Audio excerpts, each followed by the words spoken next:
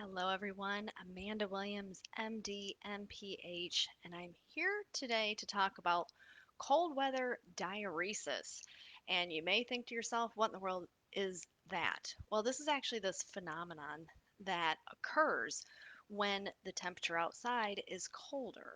And so we usually see this in the winter months where people have more of an increase frequency of having to urinate. And so it's really kind of a strange phenomenon. Scientists have been trying to, decipher, is it a particular temperature in which the body starts to develop this? Is it, across the board for all people? And what we know is that it's kind of a random occurrence. Many people do experience this when they are exposed to cold weather. And scientifically, when we look at what's actually happening within the human body, when it's cold outside, our bodies try to protect our internal organs because we go into this self preservation mode. So when it's cold, we want to make sure that we are maintaining a stable internal temperature. So what happens is that the blood flow actually shifts. So we're not getting as much blood flow out to the extremities or to the skin. So everything's staying centrally located around your main organs. Well, when this happens, now we are dealing with more blood in a smaller area, which hence would then raise the blood pressure a little bit. And when this happens, then the kidneys recognize and say, oh, okay, our pressure's up, so we now need to remove fluids. And so, hence, we end up having the more increased frequency of urination. And so, it really is quite fascinating. I'm always mesmerized by this because you hear people talk about it all the time. People go, maybe they're from a warm weather climate, such as Florida, and they go out to Colorado on a ski trip and they get all ready for the slopes and they have all of their gear on and they get outside into the cold and they go, oh my gosh, I have to go to the bathroom. So it really is quite a interesting thing that happens, but I wanted to talk about it because a lot of people experience it just every single day in the winter months. And so if you're up in the Northeast and the Midwest and you're dealing with at times very, very cold temperatures. I know that there's a big cold front coming through, which is going to bring a lot of cold air to a lot of places of the country. You may kind of notice that this is happening. So, what is it that you can be doing? Well, obviously, get to a warmer climate. But the other things that we can be doing is to make sure that we're giving additional support to our bladder during the winter. And one really unique way of doing that is through the utilization of different nutrients. So we have a really cool product. It's called Bladder Hx, and it is a blend of different nutrients, so plant-based nutrients that can be incredibly supportive to the bladder itself. So it has three-leaf caper in it, it has pumpkin seed extract, and it has isoflavones.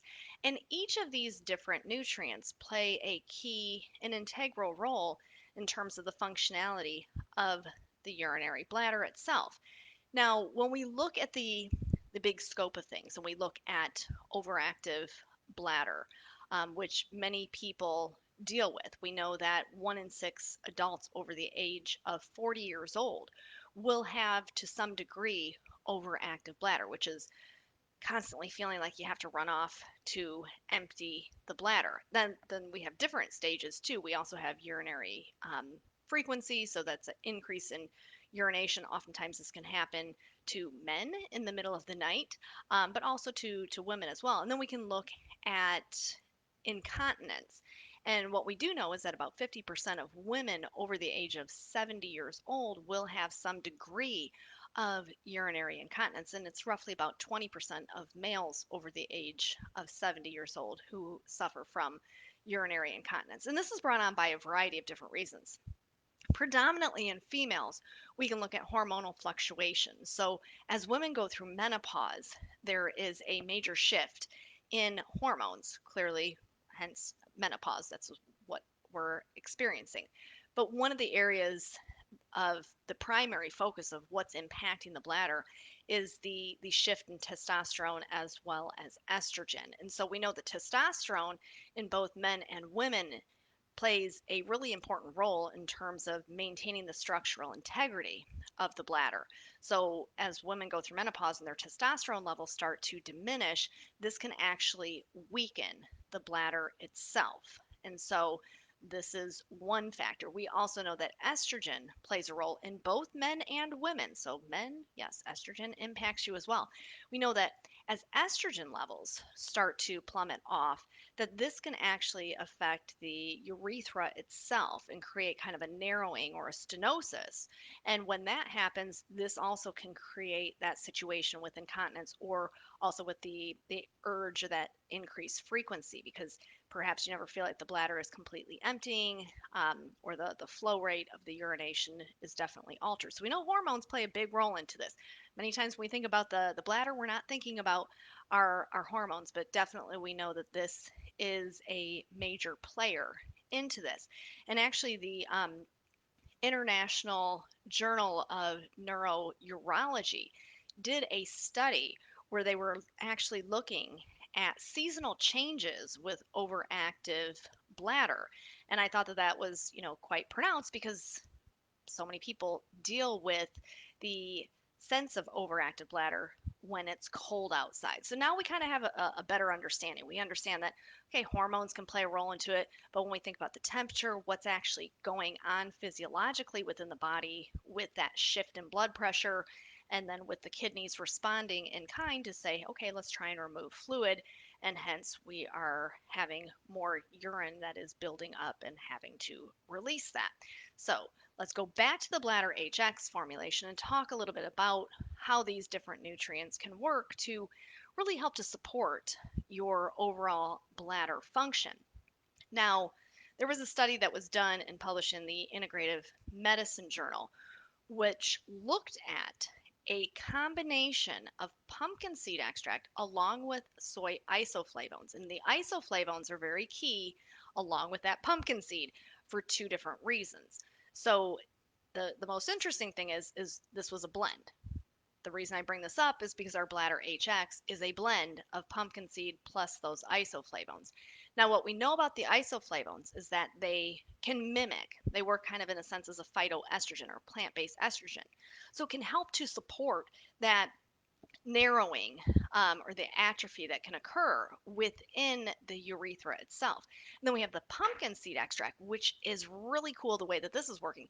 It works in a way to kind of mimic testosterone. So remember, in both men and women, we can have this loss of testosterone, which weakens the bladder. And we have that loss of estrogen, which creates an atrophy or a narrowing or shrinking within the urethra itself. So we have these two things from nature that are helping to support or offset what is actually occurring within our normal hormonal dysfunction. So I think that study was really, really cool. It was a double blind, placebo controlled trial.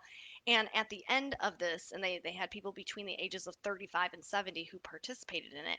At the end, they found there was a significant improvement in the group that was given this combination of pumpkin seed extract along with those isoflavones.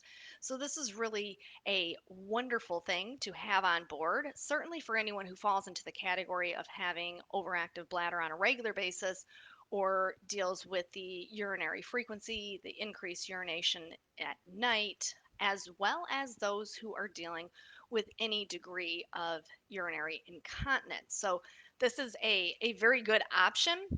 You have that three leaf caper in there as well, which helps to once again support the true functionality of the bladder muscles themselves. So it's a triple combination of these wonderful nutrients that come from nature that can really yield a lot of support when it comes to the way that the bladder is actually reacting. Now, here's another key thing that I always like to point out is oftentimes people are put on prescription medications for overactive bladder or for urinary incontinence. And those medications, keep in mind, oxybutynin being the primary one, is going to block acetylcholine. And in doing that, with that blockade of acetylcholine, what we do know is that that can affect your memory. So remember, we need to have acetylcholine, this very important primary neurotransmitter, for our cognition. So if you were on one of the prescription medications that targets urinary incontinence or overactive bladder, now we're dealing with a real negative side effect. So this is something always to keep in mind, something definitely worth discussing with your physician if you happen to be on that particular drug, which is oxybutynin. So we look at the things from nature and we say pumpkin seed extract, which works in its own unique way of kind of mimicking testosterone. And then we have the isoflavones that really help to potentiate the benefit within the urethra itself. And then we add in that three leaf caper, which helps because of the powerful antioxidants within that to even fend off oxidative stress and damage that can occur within the bladder. So it's a wonderful, wonderful formulation. And when we think about the cold weather, we think about that increase in urine production. And if this is something that you are dealing with, I certainly encourage you to check out the Bladder HX. It's a really nice thing to include into your routine, perhaps on a daily basis or perhaps just through those cold months.